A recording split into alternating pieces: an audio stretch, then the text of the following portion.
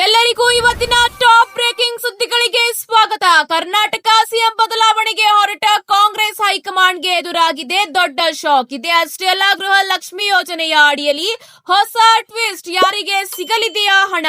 BPL ಕಾರ್ಡ್ದಾರರಿಗೆ ಮಹತ್ವದ ಮಾಹಿತಿ ತಿಳಿಸಿದ ಆಹಾರ ಇಲಾಖೆ ಹಾಗೂ ಎಲ್ಪಿಜಿ ಗ್ರಾಹಕರಿಗೆ ಹೊಸ ನಿಯಮ ಜಾರಿ. ಚಿನ್ನ ಮತ್ತು ಬೆಳ್ಳಿ ದರದ ಸಂಪೂರ್ಣ ಮಾಹಿತಿ ಇವತ್ತಿನ ಈ ಒಂದು ವಿಡಿಯೋದಲ್ಲಿ ಕಂಪ್ಲೀಟ್ ಅಪ್ಡೇಟ್ಸ್ ನಿಮಗೆ ಸಿಗುತ್ತದೆ. ವಿಡಿಯೋನ ಪೂರ್ತಿಯಾಗಿ ನೋಡಿ. ಮಾಹಿತಿ ಇಷ್ಟವಾದಲ್ಲಿ ಲೈಕ್ ಮತ್ತು ಶೇರ್ ಮಾಡುವುದನ್ನು ಕೂಡ ಮರೆಯಬೇಡಿ. ಹಾಗಾದ್ರೆ ಬನ್ನಿ ವೀಕ್ಷಕರೇ, ಇದೀಗ ಬರ್ತಿರ್ತಕ್ಕಂತಹ ಟಾಪ್ ಬ್ರೇಕಿಂಗ್ ಸುದ್ದಿಯಾಗಿದೆ. ಕರ್ನಾಟಕ ಸಿಎಂ ಬದಲಾವಣೆಗೆ ಹೊರಟ ಕಾಂಗ್ರೆಸ್ ಹೈಕಮಾಂಡ್ಗೆ ಈಗ ದೊಡ್ಡ ತಲೆನೋವೊಂದು ಎದುರಾಗಿದೆ. ಹೌದು ವೀಕ್ಷಕರೇ, ಈಗ ಡಿಕೆ ಶಿವಕುಮಾರ್ ಅವರು ಇದೇ ಬುಧವಾರದಂದು ತಮ್ಮ ಪ್ರಮಾಣ ವಚನ ಸ್ವೀಕಾರ ಮಾಡಲಿದ್ದಾರೆ. ಜೂನ್ 3ರಂದು ಡಿಕೆ ಶಿವಕುಮಾರ್ ಅವರು ಪ್ರಮಾಣ ವಚನ ಸ್ವೀಕರಿಸುತ್ತಿದ್ದಾರೆ. ಆದರೆ ಮತ್ತೊಂದು ಕಡೆ ಈಗ ಕಾಂಗ್ರೆಸ್ ಹೈಕಮಾಂಡ್ಗೆ ಎದುರಾಗಿದೆ ದೊಡ್ಡ ಶಾಕ್. ಸಿಎಂ ಬದಲಾವಣೆ ಏನೋ ಸುಲಭವಾಗಿ ನಡೆದಿದೆ, ಆದರೆ ಡಿಸಿಎಂ ವಿಚಾರವೇ ಈಗ ತಲೆನೋವಾಗಿದೆ.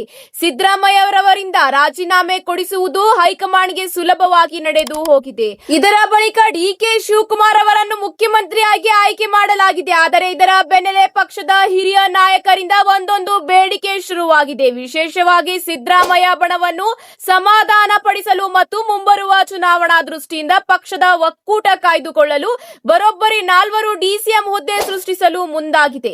ಹೌದು, ಆದರೆ 4 ಡಿಸಿಎಂಗಳು ಯಾರು ಎಂದು ಆಯ್ಕೆ ಮಾಡುವುದೇ ಈಗ ದೊಡ್ಡ ತಲೆನೋವಾಗಿದೆ. ಹೌದು ವೀಕ್ಷಕರೇ, ಒಂದು ಕೋಟಾದಿಂದ ಕನಿಷ್ಠ 2 ನಡುವೆ ಪೈಪೋಟಿ ಇದೆ. ಒಬ್ಬರನ್ನು ಆಯ್ಕೆ ಮಾಡಿದರೆ ಇನ್ನೊಬ್ಬರ ಅಸಮಾಧಾನ ಕಟ್ಟಿಕೊಳ್ಳಬೇಕಾಗುತ್ತದೆ. ಹೀಗಾಗಿ ಯಾರನ್ನು ಆಯ್ಕೆ ಮಾಡುವುದು ಮತ್ತು ಬಿಡುವುದು ಎಂಬ ದೊಡ್ಡ ತಲೆನೋವು ಹೈಕಮಾಂಡ್ಗೆ ಈಗ ಎದುರಾಗಿದೆ ಎಂಬ ಮಾಹಿತಿ ತಿಳಿದು ಬಂದಿದೆ. ಮತ್ತೊಂದು ಕಡೆಯಲ್ಲಿ ಗೃಹ ಲಕ್ಷ್ಮಿ ಯೋಜನೆಯ ಅಡಿಯಲ್ಲಿ ಈಗ ಹೊಸ ಅಪ್ಡೇಟ್ ಬರುತ್ತಿದೆ. ಹೌದು ವೀಕ್ಷಕರೇ, ಗೃಹ ಲಕ್ಷ್ಮಿ ಯೋಜನೆಯ ಅಡಿಯಲ್ಲಿ ಈಗ ಹಣ ಏಕೆ ಬರುತ್ತಿಲ್ಲ ಎಂಬ ಮಾಹಿತಿಗೆ ಈಗ ಮಹತ್ವದ ಅಪ್ಡೇಟ್ ಬಂದಿದೆ. ಹೌದು ವೀಕ್ಷಕರೇ, ಗೃಹ ಲಕ್ಷ್ಮಿ ಯೋಜನೆಯ ಅಡಿಯಲ್ಲಿ ಮಾರ್ಚ್ ತಿಂಗಳಿಂದ ಮಹಿಳೆಯರ ಖಾತೆಗೆ ಸೇರುತ್ತಿಲ್ಲ ಹಣ. ಹೌದು, ಈಗಾಗಲೇ ಮಹಿಳೆಯರಿಗೆ ಹಣ ವರ್ಗಾವಣೆಯಾಗಿದೆ ಎಂದು ಸರ್ಕಾರ ಹೇಳುತ್ತಿದೆ. ಆದರೆ ಮಹಿಳೆಯರಿಗೆ ಹಣ ವರ್ಗಾವಣೆಯಾಗಿಲ್ಲ ಎಂದು ಈಗ ವರದಿ ಕೂಡ ಆಗುತ್ತಿದೆ. ಈಗಾಗಲೇ ಕೆಲವು ಜಿಲ್ಲೆಗಳಿಗೆ ಹಣ ವರ್ಗಾವಣೆಯಾಗಿದೆ, ಆದರೆ ಎಲ್ಲಾ ಮಹಿಳೆಯರಿಗೂ ಕೂಡ ಹಣ ವರ್ಗಾವಣೆಯಾಗಿಲ್ಲ. ಮಾರ್ಚ್, ಏಪ್ರಿಲ್, ಮೇ ಮತ್ತು ಈಗ ಜೂನ್ ತಿಂಗಳು ಬರುತ್ತಾ ಇದೆ. ಇನ್ನೂ ಕೂಡ ಪೆಂಡಿಂಗ್ ಹಣ ಮಹಿಳೆಯರ ಖಾತೆಗೆ ವರ್ಗಾವಣೆಯಾಗುತ್ತಿಲ್ಲ. ಕೆಲವು ದಿನಗಳ ಹಿಂದೆ ಲಕ್ಷ್ಮಿ ಹೆಬ್ಬಾಳ್ಕರ್ ಅವರು 3-4 ದಿನಗಳಲ್ಲಿ ಪೆಂಡಿಂಗ್ ಹಣದ ಜೊತೆಗೆ ಮೇ ತಿಂಗಳ ಕಂತಿನ ಹಣ ಗೃಹಿಣಿಯರ ಖಾತೆಗೆ ವರ್ಗಾವಣೆಯಾಗುತ್ತಿದೆ ಎಂಬ ಮಾಹಿತಿಯನ್ನು ತಿಳಿಸಿದ್ದರು. ಆದರೆ ಇನ್ನೂ ಕೂಡ ಕೆಲವು ಮಹಿಳೆಯರಿಗೆ ಈಗ ಹಣ ವರ್ಗಾವಣೆಯೇ ಆಗುತ್ತಿಲ್ಲ. ಕೆಲವು ತಾಂತ್ರಿಕ ಕಾರಣದಿಂದ ಹಣ ವರ್ಗಾವಣೆಯಾಗುವಲ್ಲಿ ವಿಳಂಬವಾಗುತ್ತದೆ ಎಂಬ ಮಾಹಿತಿಯು ಈಗ ಕೆಲವು ಸಚಿವರು ತಿಳಿಸುತ್ತಿದ್ದಾರೆ. ಹೌದು ವೀಕ್ಷಕರೇ, ಪೆಂಡಿಂಗ್ ಹಣವು ವರ್ಗಾವಣೆಯಾಗಲಿದೆ, ಆದರೆ ಅರ್ಹರಿಗೆ ಮಾತ್ರ ವರ್ಗಾವಣೆಯಾಗಲಿದೆ ಎಂಬ ಮಾಹಿತಿ ತಿಳಿದು ಬಂದಿದೆ. ಇದರ ನಡುವೆ ಈಗ ಗೃಹ ಲಕ್ಷ್ಮಿ ಯೋಜನೆಯ ಅಡಿಯಲ್ಲಿ ಹೊಸ ಬದಲಾವಣೆ ಮಾಡಲಾಗುತ್ತಿದೆ. ಗೃಹ ಲಕ್ಷ್ಮಿ ಯೋಜನೆಯ ಫಲಾನುಭವಿಗಳು ಮುಂಬರುವ ದಿನಗಳಲ್ಲಿ ಹಣವು ಪಡೆಯಬೇಕೆಂದರೆ ಮರು ನೋಂದಣಿ ಮಾಡುವುದು ಈಗ ಕಡ್ಡಾಯಗೊಳಿಸಲಾಗಿದೆ. ಇದರಿಂದ ಗೃಹ ಲಕ್ಷ್ಮಿ ಯೋಜನೆಯ ಹಣ ಈಗ ಬರುತ್ತಿಲ್ಲ ಎಂಬ ಮಾಹಿತಿಯು ಕೂಡ ತಿಳಿದು ಬರುತ್ತಿದೆ. ಹೌದು, ಎಲ್ಲಾ ಮಹಿಳೆಯರು ತಮ್ಮ ಒನ್ ಟೈಮ್ ಬಯೋಮೆಟ್ರಿಕ್ ಅನ್ನು ಅಪ್ಡೇಟ್ ಮಾಡಿಸಲೇಬೇಕಾಗುತ್ತದೆ. ಈ ರೀತಿ ಮಾಡಿದರೆ ಸಾಕು, ನಿಮ್ಮ ಖಾತೆಗೆ ಪೆಂಡಿಂಗ್ ಹಣದ ಜೊತೆಗೆ ಪ್ರಸ್ತುತ ಕಂತಿನ ಹಣವು ಕೂಡ ವರ್ಗಾವಣೆಯಾಗುತ್ತದೆ. 31ನೇ ಕಂತಿನ ಹಣವು ನಿಮ್ಮ ಖಾತೆಗೆ ವರ್ಗಾವಣೆಯಾಗಬೇಕೆಂದರೆ ನೀವು ಬಯೋಮೆಟ್ರಿಕ್ ಅನ್ನು ಈಗ ಕಡ್ಡಾಯವಾಗಿ ಮಾಡಿಸಲೇಬೇಕು. ಹೌದು ವೀಕ್ಷಕರೇ, ಈ ಒಂದು ಯೋಜನೆಯ ಅಡಿಯಲ್ಲಿ ದುರುಪಯೋಗ ಪಡೆಯುತ್ತಿರುವವರನ್ನು ಈ ಒಂದು ಯೋಜನೆಯ ಅಡಿಯಿಂದ ಹೊರಗಿಡಲು ಮತ್ತು ಹೊಸ ಪಟ್ಟಿಯನ್ನು ಸಿದ್ಧಪಡಿಸಲು ಈ ಒಂದು ಹೊಸ ನಿಯಮ ಜಾರಿಯಾಗಲಿದೆ. ಹೌದು ವೀಕ್ಷಕರೇ, ಎಲ್ಲಾ ಮಹಿಳೆಯರು ನೀವು ನಿಮ್ಮ ಹತ್ತಿರದ ಗ್ರಾಮ 1 ಮತ್ತು ಇದರ ಜೊತೆಗೆ ಕರ್ನಾಟಕ 1 ಕೇಂದ್ರಗಳಿಗೆ ಹೋಗಿ ನಿಮ್ಮ ಒನ್ ಟೈಮ್ ಬಯೋಮೆಟ್ರಿಕ್ ಕೊಟ್ಟರೆ ಸಾಕು, ನಿಮ್ಮ ಖಾತೆಗೆ ಹಣವು ವರ್ಗಾವಣೆಯಾಗುತ್ತದೆ. ಇನ್ನು ಮುಂದೆ ನೀವು ಅರ್ಹರಿದ್ದರೆ ಮಾತ್ರ ನಿಮ್ಮ ಖಾತೆಗೆ ಸೇರಲಿದೆ ಗೃಹ ಲಕ್ಷ್ಮಿ ಯೋಜನೆಯ ಹಣ. ಇದಕ್ಕೆ ಈಗಾಗಲೇ ಸರ್ಕಾರ ಎಲ್ಲಾ ಸಿದ್ಧತೆ ನಡೆಸಿದೆ ಎಂಬ ಮಾಹಿತಿ ತಿಳಿದು ಬಂದಿದೆ. ಇದರ ಜೊತೆಗೆ ಈಗ ಮತ್ತೊಂದು ಅಪ್ಡೇಟ್ ಬರುತ್ತಿದೆ. ಹೌದು ವೀಕ್ಷಕರೇ, ಎಲ್ಪಿಜಿ ಗ್ರಾಹಕರಿಗೆ ಈಗ ಮಹತ್ವದ ಮಾಹಿತಿ ಬಂದಿದೆ. ಹೌದು ವೀಕ್ಷಕರೇ, ಎಲ್ಪಿಜಿ ಗ್ರಾಹಕರ ವಿರುದ್ಧ ಈಗ ಸರ್ಕಾರ ಕಠಿಣ ಕ್ರಮ ಕೈಗೊಳ್ಳುತ್ತಿದೆ. ಅರ್ಹರಿಗೆ ಮಾತ್ರ ಇನ್ನು ಮುಂದೆ ಸಿಗಲಿದೆ ಗ್ಯಾಸ್ ಸಿಲಿಂಡರ್ ವ್ಯವಸ್ಥೆ. ಜೂನ್ ತಿಂಗಳಿಂದ ಪಿಎನ್ಜಿ ಪೈಪ್ಲೈನ್ ಇರುವ ಪ್ರದೇಶಗಳ ನಿವಾಸಿಗಳು ಗೃಹ ಬಳಕೆಯ ಎಲ್ಪಿಜಿ ಸಿಲಿಂಡರ್ ಬುಕ್ ಮಾಡಲು ಅಥವಾ ರಿಲೀಫ್ ಮಾಡಲು ಸಾಧ್ಯವಾಗುವುದಿಲ್ಲ. ಸಿಟಿ ಗ್ಯಾಸ್ ವಿತರಣಾ ಕಂಪನಿಗಳು ಮತ್ತು OMCS ತಮ್ಮ ಡಿಜಿಟಲ್ ಡೇಟಾ ಡೇಟಾಬೇಸ್ ಅನ್ನು ಸಂಪೂರ್ಣವಾಗಿ ಒಂದಕ್ಕೊಂದು ಲಿಂಕ್ ಮಾಡಿವೆ. ಇನ್ನು PNG ಸಂಪರ್ಕ ವಿಸ್ತರಣೆಗೆ ಜೂನ್ 30ರವರೆಗೆ ಸಮಯವನ್ನು ಕೂಡ ಈಗ ವಿಸ್ತರಿಸಲಾಗಿದೆ. ಹಾಗೂ ಗ್ಯಾಸ್ ಕೊರತೆ ಮತ್ತು ದುರುಪಯೋಗವನ್ನು ನಿಯಂತ್ರಿಸಲು ಸಿಲಿಂಡರ್ ಬುಕ್ಕಿಂಗ್ ಅವಧಿಯನ್ನು ಈಗಾಗಲೇ ಬದಲಾಯಿಸಲಾಗಿದೆ. ಇದು ಕೂಡ ನಿಮಗೆ ಗೊತ್ತಿರುವ ವಿಚಾರವಾಗಿದೆ. ಇದೇ ಅಷ್ಟೆಲ್ಲ ಗ್ರಾಹಕರಿಗೆ ಪ್ರತಿ ವರ್ಷ ಕೇವಲ 12 ಸಬ್ಸಿಡಿ ಸಹಿತ ಗೃಹ ಬಳಕೆಯ ಸಿಲಿಂಡರ್ಗಳು ಮಾತ್ರ ಸಿಗಲಿದೆ. ಹೆಚ್ಚುವರಿ ಸಿಲಿಂಡರ್ ಬೇಕಾದಲ್ಲಿ ಮಾರುಕಟ್ಟೆಯ ದರಕ್ಕೆ ಅನುಗುಣವಾಗಿ ಪಾವತಿಸಬೇಕಾಗುತ್ತದೆ ಎಂಬ ಮಾಹಿತಿಯನ್ನು ಈಗ ಕೇಂದ್ರ ಸರ್ಕಾರ ತಿಳಿಸಿದೆ. ಹಾಗೂ ಕೇಂದ್ರ ಸರ್ಕಾರದ ಉಜ್ವಲ ಯೋಜನೆಯ ಸಬ್ಸಿಡಿ ಪಡೆಯಲು ತಪ್ಪದೆ KYC ಅಪ್ಡೇಟ್ ಪಡಿಸಲು ಕೂಡ ಈಗ ಕಟ್ಟುನಿಟ್ಟಿನ ಸೂಚನೆಯನ್ನು ಈಗ ಕೇಂದ್ರ ಸರ್ಕಾರ ನೀಡಿದೆ. ಇದೇ ಅಷ್ಟೇ ಅಲ್ಲ, ರಾಜ್ಯದಲ್ಲಿ ಈಗ ಪಡಿತದ ಚೀಟಿ ತಿದ್ದುಪಡಿಗೆ ಈಗ ಮತ್ತೆ ಶುರುವಾಗಿದೆ. ರೇಷನ್ ಕಾರ್ಡ್ನಲ್ಲಿ ಹೆಸರು ಸೇರ್ಪಡೆ, ವಿಳಾಸ ಬದಲಾವಣೆಗೂ ಕೂಡ ಅವಕಾಶ ನೀಡಲಾಗುತ್ತಿದೆ. ರಾಜ್ಯದಲ್ಲಿ ಕಾಂಗ್ರೆಸ್ ಸರ್ಕಾರ ಅಧಿಕಾರಕ್ಕೆ ಬಂದಾಗಿಂದ ಹೊಸ BPL ಕಾರ್ಡ್ ಕೊಟ್ಟಿಲ್ಲ. ಆದರೆ ವೈದ್ಯಕೀಯ ಕಾರಣಕ್ಕೆ ಮಾತ್ರ BPL ಕಾರ್ಡ್ ನೀಡುವ ಕೆಲಸ ಈಗ ಮಾಡಲಾಗುತ್ತಿದೆ. ಈ ನಡುವೆ ಈಗಾಗಲೇ ಅಸ್ತಿತ್ವದಲ್ಲಿರುವ ಕಾರ್ಡ್ಗೆ ಹೊಸಬರ ಸೇರ್ಪಡೆ ಹಾಗೂ ತಿದ್ದುಪಡಿಗೆ ಈಗ ಅವಕಾಶ ನೀಡಲಾಗಿದೆ. ಹೌದು ವೀಕ್ಷಕರೇ, ಮದುವೆಯಾಗಿ ಅಪ್ಪನ ಮನೆಯಿಂದ ಗಂಡನ ಮನೆಗೆ ಬಂದವರು, ಮಕ್ಕಳನ್ನು ಹೊಂದಿರುವವರು ಹಲವು ವರ್ಷಗಳಿಂದ ರೇಷನ್ ಕಾರ್ಡ್ನಲ್ಲಿ ಇಲ್ಲ. ಈ ಎಲ್ಲ ಮಾಹಿತಿಗಳನ್ನು ಈಗ ತಿದ್ದುಪಡಿ ಮಾಡಲು ಹೊಸ ತಿದ್ದುಪಡಿ ಮೂಲಕ ತಮ್ಮ ಹೆಸರನ್ನು ನೋಂದಾಯಿಸಿಕೊಳ್ಳಬಹುದಾಗಿದೆ.